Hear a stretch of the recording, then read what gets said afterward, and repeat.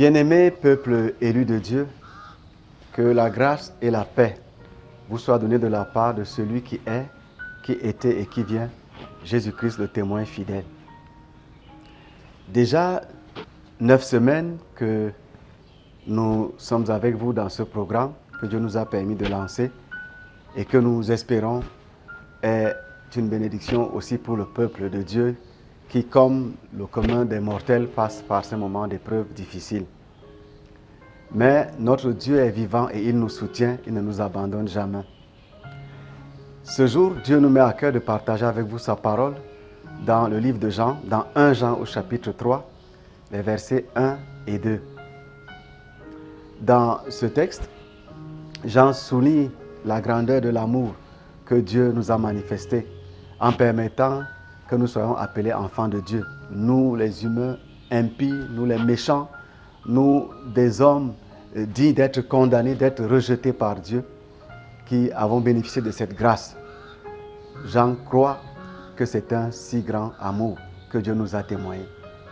C'est pourquoi le thème de notre partage de ce jour est « L'amour de Dieu demeure ».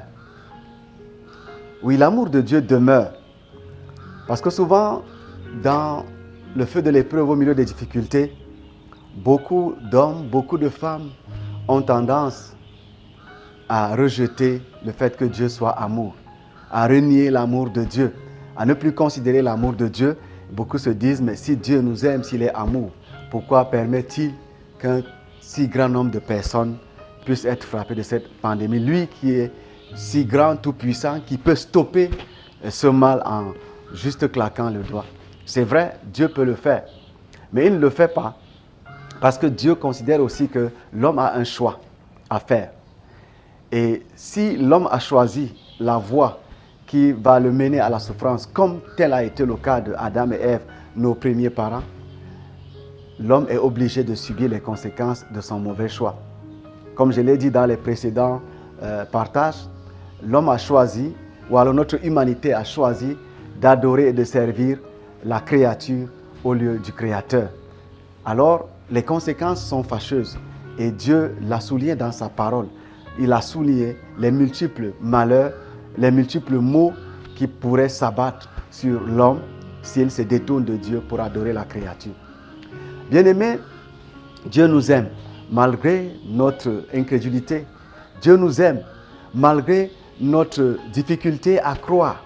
Dieu nous aime malgré l'endurcissement de notre cœur et notre persistance à le rejeter. Dieu nous aime. Cet amour est difficile à comprendre. C'est un amour que nous ne pouvons mesurer par l'intelligence humaine. C'est un amour que nous ne pouvons pas saisir. Notre intelligence humaine est trop petite pour saisir cet amour. Nous devons simplement l'accepter par la foi.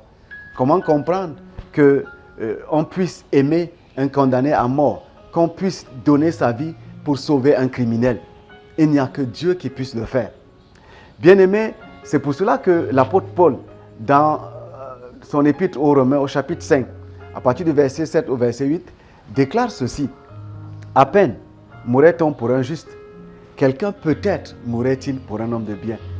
Mais Dieu prouve son amour envers nous en ce que, lorsque nous étions encore des pécheurs, Christ est mort pour nous. » C'est un peu comme si nous étions des coupeurs de route, ou nous étions ces bandits de grands chemins qui méritent d'être fusillés simplement. Et c'est à ce moment que Jésus choisit de donner sa vie pour nous. C'est à ce moment que Dieu choisit de livrer son Fils Jésus à notre place. Humainement parlant, ça n'a aucun sens. Mais c'est ce que Dieu a fait. C'est pourquoi nous n'avons aucun mérite à ses yeux par rapport à l'amour que nous recevons. Il nous aime simplement parce qu'il nous aime. Et c'est pour cela qu'il est un Dieu merveilleux, il est un Dieu grand. C'est un amour qui n'a pas de calcul. Nous passons par cette pandémie qui fait des ravages et qui continue à secouer notre monde. Nous bénissons le Seigneur déjà parce qu'il a permis que l'Afrique puisse être le premier continent à mettre sur pied des produits qui ont commencé à sauver des vies. Nous bénissons son nom parce que les autres continents ont commencé à emboîter le pas. Nous donnons gloire à son nom. Mais cela n'exclut en rien que Dieu nous aime et qu'il continue à nous aimer. Bien-aimés, la pire des choses qui puissent t'arriver en tant qu'enfant de Dieu, c'est qu'au cœur de l'épreuve, tu puisses te dire « Dieu m'a abandonné, Dieu m'a tourné le dos, Dieu ne m'aime plus ». Et c'est à cela que le diable voudrait amener tous les humains, à douter de l'amour de Dieu. Mais toi, comme enfant de Dieu, quel que soit ce qui arrive, quel que soit ce qui peut arriver dans ta vie, hormis même cette pandémie du Covid-19, peut-être que tu passes par une situation difficile, par une maladie qui paraît incurable, et qu'au fond de toi, tu commences à douter de l'amour de Dieu. Bien-aimé, le fait que tu souffres, le fait que tu sois malade, ne change pas le fait que Dieu soit Dieu. Ne change pas et ne modifie pas l'amour de Dieu à ton égard. C'est vrai que c'est difficile pour toi de le comprendre, mais c'est la vérité. Dieu t'aime et il ne t'abandonne pas. Nous voulons nous encourager donc encore ce jour à pouvoir compter sur cet amour. Cet amour est notre force. Cet amour est notre assurance. Cet amour nous donne de tenir ferme et de persévérer. Parce que si Dieu ne nous aime plus, si Dieu nous rejette, alors même notre existence n'a pas de sens. Nous voulons bénir son nom parce que son amour ne change pas. Parce que Jésus ne change pas. Parce que la grâce de Dieu à notre égard n'a jamais été modifiée. Je vous exhorte donc à vous attacher à cet amour, à vous appuyer sur cet amour et à puiser votre force dans cet amour qui est un amour vrai, un amour sans calcul, un amour incomparable, un amour glorieux, un amour merveilleux qui vous accompagne chaque jour. Cet amour m'accompagne et t'accompagne. Que cet amour soit ton partage, inonde ton cœur, te donne la force d'avancer.